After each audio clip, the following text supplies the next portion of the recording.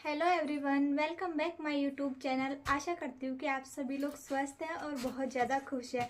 इसी के साथ फिर फटाफट से ये वीडियो शुरू करते हैं। तो ये लुक के एंड में आप ही बताइएगा कि ये लुक मैंने किसके लिए और क्यों अचीव किया है। तो आज सबसे पहले करेंगे हम आई मेकअप। तो मैंने दोनों साइड पे यहाँ पे टेप लगा ली और फिर लिया अपना मार्स का फेवरेट वाला पैलेट और इसमें से मैं लूँगी अपने से एक शेड लाइट और उससे करूँगी अपने आईज़ को अच्छे से कंसील करना आपको अच्छे से आता होगा अगर आप ये वीडियो देख रहे हैं तो।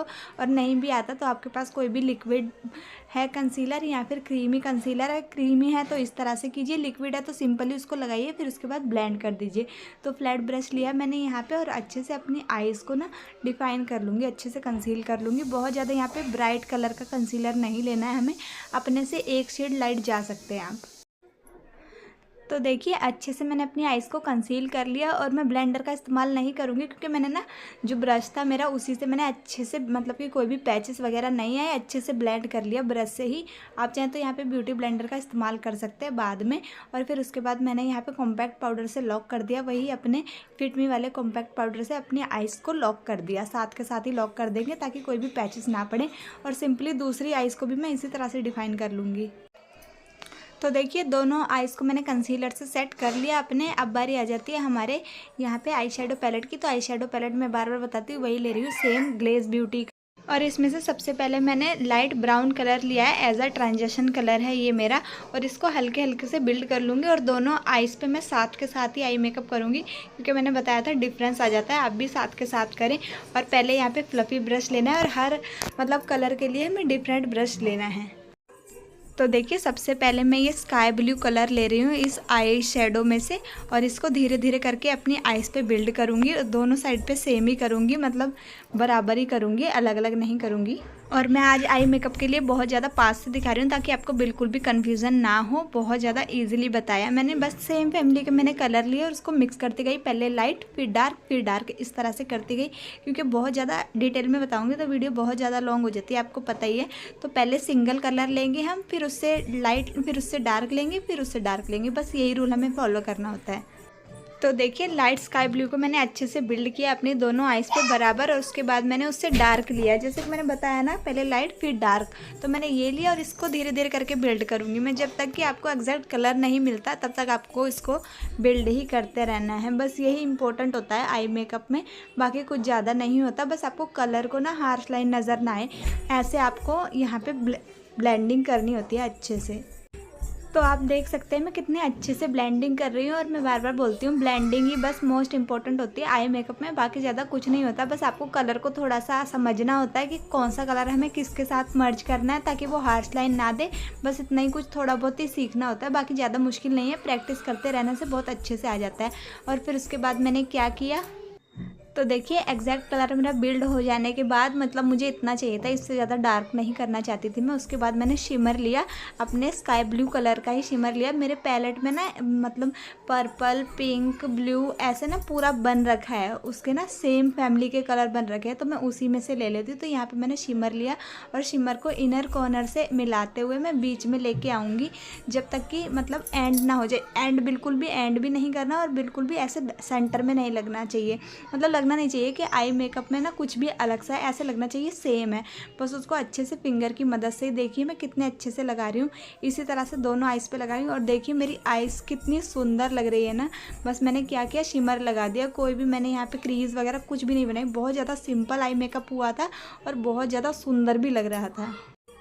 तो यहाँ पे देखिए दोनों आइज़ पे मैंने शिमर लगा लिया। उसके बाद मैंने क्या किया, लाइट ब्लू और डार्क ब्लू लिया था ना मैंने शुरुआत में, वही लिया एक ब्रश में और उसके बाद ब्लेंडिंग की ताकि जो हमारा शिमर है वो भी हमारे आइज़ में मतलब आई मेकअप में अच्छे से ब्लेंड हो जाए, हार्श लाइन ना नज़र आए और थोड़ा बहुत कम अगर कलर लग रहा हो तो वो भी अच्छे से लग जाए। तो आपको लास्ट में ना या तो फ्लफ़ी ब्रश, एक क्लीन ब्रश लेके इसको ब्लेंड कर देना या फिर थोड़ा सा कलर लेके भी जो आपने आउटर कॉर्नर पे लगाया था वो लेके ब्लेंडिंग कर सकते हैं। बस यहाँ पे मेरा आई मेकअप कंप्लीट हुआ।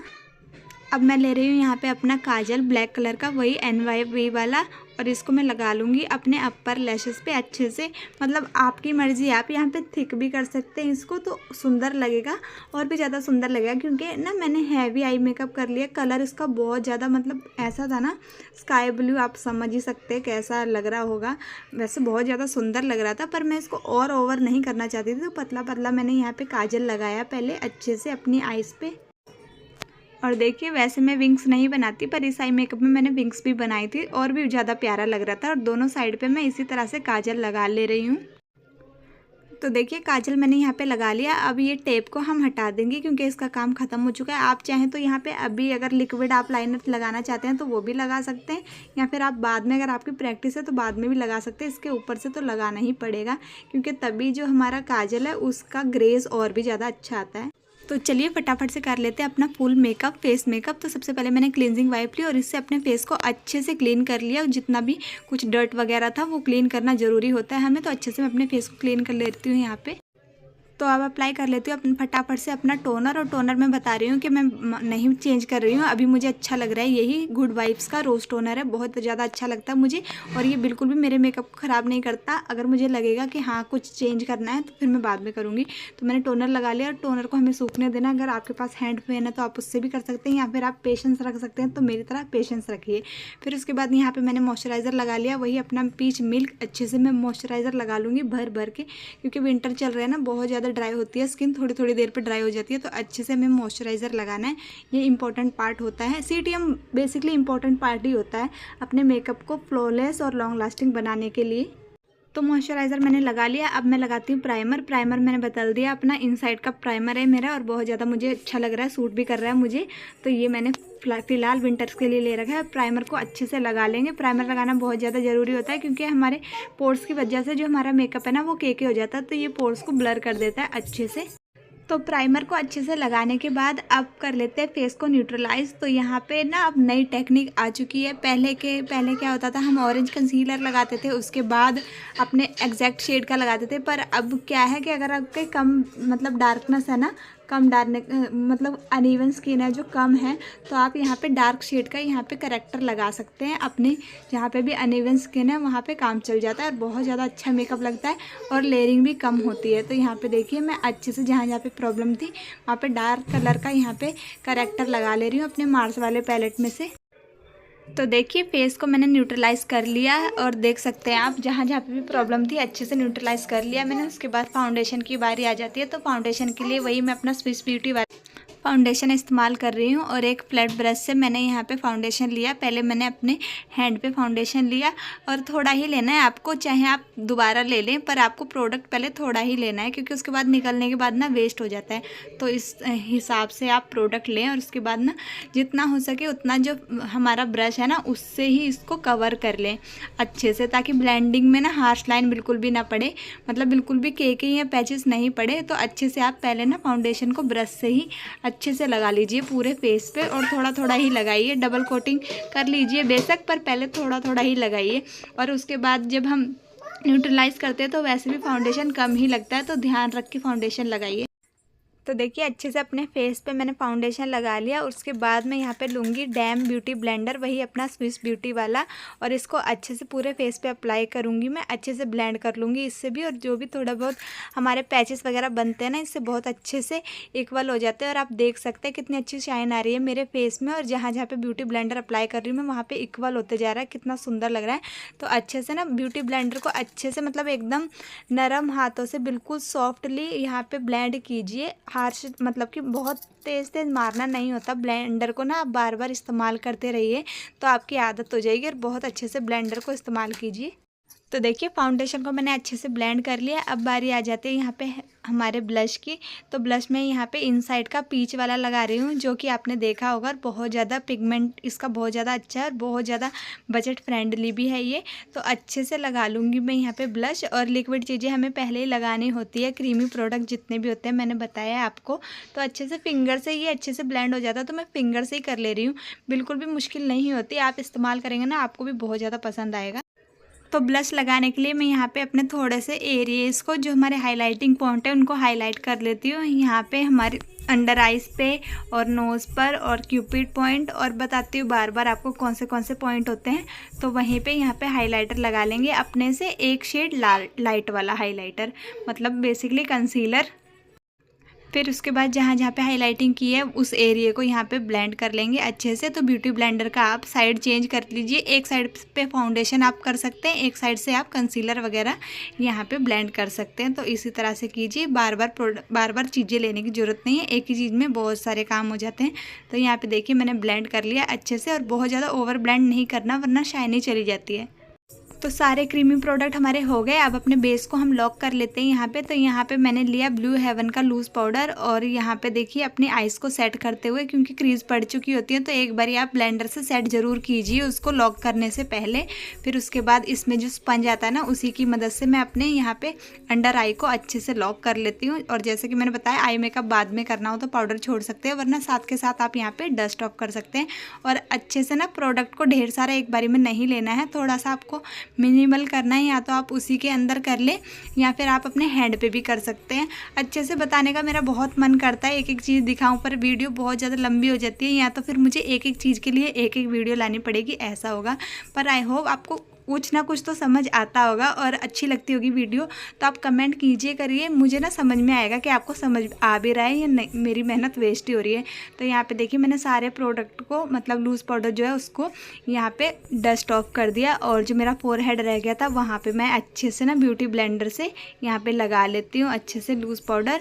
और मैंने बताया जहाँ पे हमने अपना ब्लश लगाया वहाँ पे हमें ब्लश के ही, मतलब पाउडर ब्लश से हमें उसको लॉक करना पड़ेगा। और आपने देखा है कि मैंने यहाँ पे आज कोई कॉन्टोरिंग वगैरह नहीं की, बस मैं आपको सिखाना चाहती थी, थोड़ा बहुत मेरे फेस पे नीड नहीं होती कॉन्टोरिंग की, तो मैंने नहीं की। तो देखिए ब्लश को मैं यहाँ पे अपने पाउडर ब्लश से सेट कर ले रही हूँ। जैसे कि मैंने बताया ब्लश को ब्लश के पाउडर से ही सेट करेंगे हम, तभी हमारा जो पूरा फेस है वो लॉक होगा अच्छे से। और ब्लश ना मैंने ज़्यादा लगाया क्योंकि वीडियो में नहीं नज़र आता है और आपको पता भी नहीं चलता लगाया कि नहीं। मैंने ज़्यादा लगाया था, पर इतना ज़्यादा भी नहीं कि मुझे नेचुरली मतलब बहुत ज़्यादा लग रहा हो। मैं अपने शीशे में देखती रहती हूँ तो मुझे ठीक लगता है, जो मुझे ठीक लगता है वो आपको भी ठीक लगेगा, ये मुझे लगता है। फिर उसके बाद कर लेते हैं अपनी ब्रोज को फटाफट से सेट। आप चाहें तो आई मेकअप के साथ ही कर सकते हैं या जैसे भी आप कंफर्ट हो, बस आप कंफर्ट होने चाहिए उस चीज़ में जो भी आपको करना हो। फिर उसके बाद बीच से स्टार्ट करेंगे आईब्रोज को, और आईब्रोज को अच्छे से ना यहाँ पे फिल कीजिए, बीच से ही स्टार्ट करना है आपको। और आपने देखा होगा मेरी वीडियो में कि मैं ब्राउन ही पेंसिल इस्तेमाल करती हूँ, डे के फंक्शन के हिसाब से कर रही हूँ तो ब्राउन कर लेती हूँ, कभी कभी ब्लैक करती हूँ, वैसे ब्राउन ही करती हूँ मोस्टली। तो इस तरह से फिल कर लेंगे अच्छे से। पहले स्पूली ब्रश का इस्तेमाल ज़रूर कीजिए, मैं बता रही हूँ आपको, मैंने किया है पर मैं बहुत ज़्यादा चीज़ें नहीं दिखा पाती, मैं बार बार आपको बोलती हूँ कि नहीं दिखा पाती हूँ। तो स्पूली ब्रश का इस्तेमाल करेंगे, फिर ब्राउज को फिल करेंगे और फिर स्पूली ब्रश का इस्तेमाल करेंगे। इस तरह से जो भी एक्सेस पाउडर होगा, जो भी प्रोडक्ट होगा एक्सेस, वो यहाँ पे रिमूव हो जाएगा और नेचुरल आपकी ब्रोज लगेंगी। तो ब्राउज को फिल करने के बाद पता है क्या करना है, हाइलाइटर लेना है, मतलब कि कंसीलर लेना है, वही वाला जिससे हमने अपने आईज को डिफाइन किया था, और उससे ना अपनी जो ब्रोज है ना उसके नीचे की लाइन को भी डिफाइन करेंगे, ताकि जो हमारी आईब्रोज है वो और भी ज़्यादा उभर के नज़र आए और सुंदर दिखें। तो अच्छे से सेम कलर के कंसीलर से आप यहाँ पे डिफाइन कर सकते हैं। तो यहाँ पे मैं पाउडर हाईलाइट का इस्तेमाल कर लूँगी, हाइलाइटर लगा ले रही हूँ अच्छे से, बहुत ज़्यादा भर भर के नहीं लगाना, थोड़ा सा लगाना है। और आप देख सकते हैं कि मैंने आई मेकअप हैवी किया है ना, तो मैं बाकी सारी चीज़ें बैलेंस रखूँगी, मतलब बाकी सारी चीज़ें कम ही रखूँगी, बहुत ज़्यादा ओवर नहीं करूँगी, वरना सामने से अच्छा नहीं लगेगा। वीडियो में तो आपको अच्छा लगेगा पर सामने से नहीं ज़्यादा अच्छा लगता। तो अब बारी आ जाती है लोअर लैशेस की। तो लोअर लैशेस के लिए मैंने वही डार्क ब्लू और लाइट ब्लू को मिक्स किया और अच्छे से अपने लोअर लैशेस पे लगाया। हालांकि मैं कुछ और भी लगा सकती, यहाँ पे ब्राउन भी बहुत अच्छा लगता, पर मैं थोड़ा सा ना पंजाबी लुक दे रही थी ना, तो ड्रामेटिक तो होना ही चाहिए, तो उसके लिए मैंने यहाँ पे सेम ही कलर का लोअर लैशेस पे लगा लिया आई शेडो। तो अब बारी आ जाती है लिपस्टिक की। सबसे पहले मैं वही अपने मार्स की लिप पेंसिल ले रही हूँ और इससे अपने लिप्स को अच्छे से आउटलाइनिंग करूँगी। और आप सोच रहे होंगे नीचे हमने काजल क्यों नहीं लगाया, तो मैं काजल नहीं लगाना चाहती थी, मुझे नहीं, मतलब खुद ही नहीं मन किया, पर मुझे लग नहीं रहा था कि काजल की कोई लोड भी है मुझको, तो इसलिए मैंने नहीं लगाया। तो यहाँ पर आउटलाइनिंग कर लिया अपने लिप्स को और अच्छे से। फिर उसके बाद मैंने यहाँ पर लगाई मार्स की पीच कलर की लिपस्टिक। तो देखिए लिपस्टिक को मैंने बहुत अच्छे से लगा लिया यहाँ पे, और ना मैंने आउटलाइनिंग को यहाँ पे ख़त्म नहीं किया, उसको ऐसे ही रहने दिया। बहुत ज़्यादा सुंदर लग रहा था। और मैंने यहाँ पे लैशेस भी लगा ली। लैशेस मैंने बताया आपको कैसे लगानी है। और देखिए मैं कितने पास से दिखा रही हूँ, और बिल्कुल भी आपको लग नहीं रहा होगा मेरा मेकअप कहीं से भी के या पैचे कुछ भी डाला है। आप देख सकते हैं, अगर आप इसी टिप से करेंगे ना तो बिल्कुल भी आपको सर्दियों में भी प्रॉब्लम नहीं आएगी। उसके बाद मैंने यहाँ पे लिया ब्लैक कलर का जेल आईलाइनर, और मैंने उसको अपनी आईज के ऊपर अप्लाई किया, क्योंकि ना जेल आईलाइनर से हमारे जो काजल है ना उसकी शाइन बहुत ज़्यादा अच्छी आती है, मतलब ख़त्म नहीं होता। अगर हम लिक्विड वाला लगा लेते हैं ना तो उतना अच्छा नहीं लगता। यहाँ पे जेल लाइनर लगाएंगे ना आप तो खुद ही आप फ़र्क देखेंगे कि कितना सुंदर लग रहा है। तो धीरे धीरे करके मैंने यहाँ पे आईलाइनर लगाया। तो मैं अब मस्कारा इस्तेमाल कर लेती हूँ अपनी लैशेस पे।